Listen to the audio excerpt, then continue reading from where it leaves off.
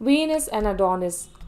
Venus and Adonis stands as one of Shakespeare's more sensuous works, though its original intent in Elizabethan society was not explicitly sensual.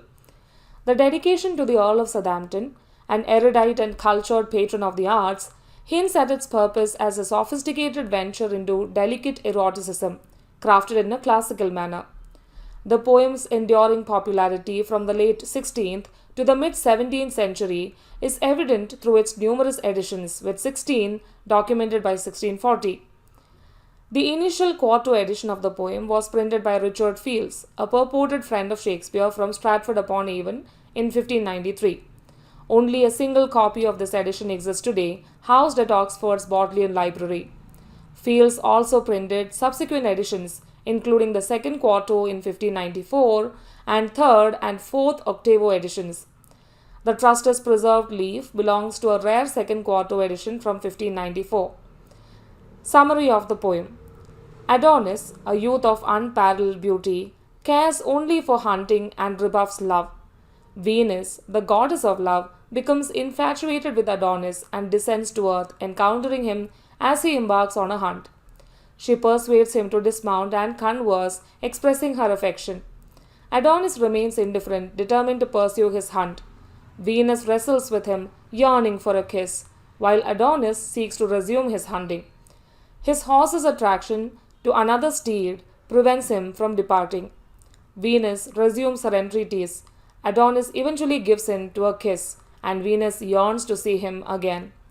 Adonis reveals his intention to hunt a wild boar the following day, prompting Venus to foresee his death. He departs, rejecting Venus's advances.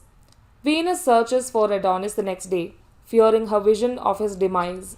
Encountering wounded dogs and injured hunters, she finds Adonis fatally wounded by a boar. Grief-stricken, Venus mourns his loss and decrees that love shall forever bear elements of sorrow and uncertainty. A flower springs from the soil beneath Adonis, mirroring his pale form and the crimson of his blood. Venus departs, isolating herself on Cyprus at the shrine of Paphos. Themes of the poem. Venus and Adonis delves into themes such as the intricate intertwining of love and suffering, the potent impact of passion, and the dynamic between mortal and immortal, blending human experience with mythology.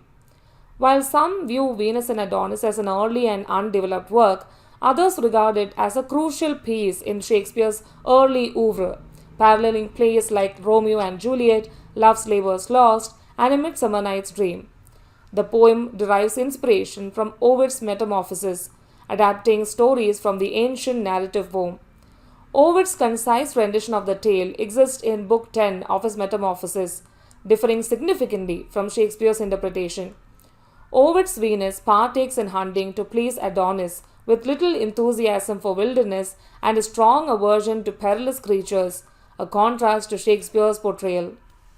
The Rape of Lucrece. The Rape of Lucrece, published 1594, is a narrative poem by Shakespeare about the legendary Roman noblewoman Lucretia. In his previous narrative poem, Venus and Adonis, published 1593, Shakespeare had included a dedicatory letter to his patron, the Earl of Southampton, in which he promised to compose a graver labor. Accordingly, The Rape of Lucrece has a serious tone throughout. The poem is set just before the establishment of the Roman Republic in 509 BC. The poem's locations are Rome, Ardea, 24 miles south of Rome, and Colacium, 10 miles east of Rome.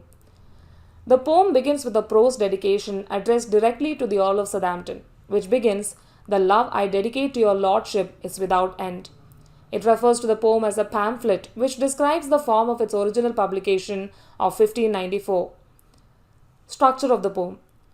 The poem consists 1,855 lines, divided into 265 stanzas of 7 lines each.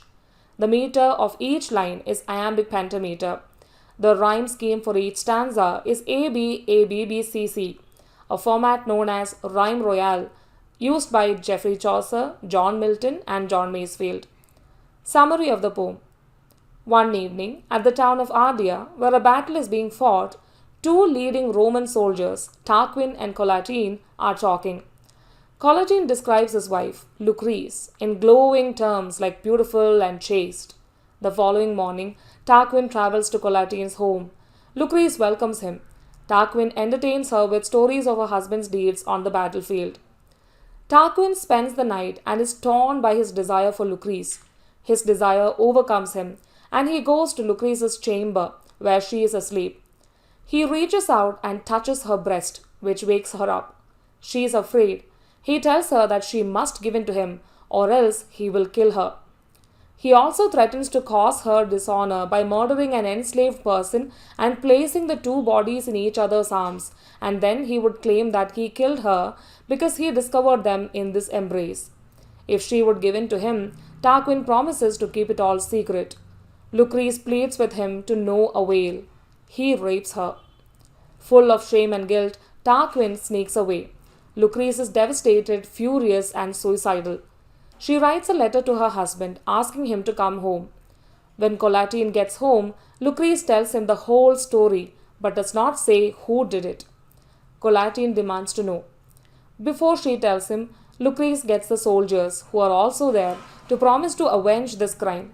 She then tells her husband who did it, and she immediately pulls out a knife, stabs herself, and dies.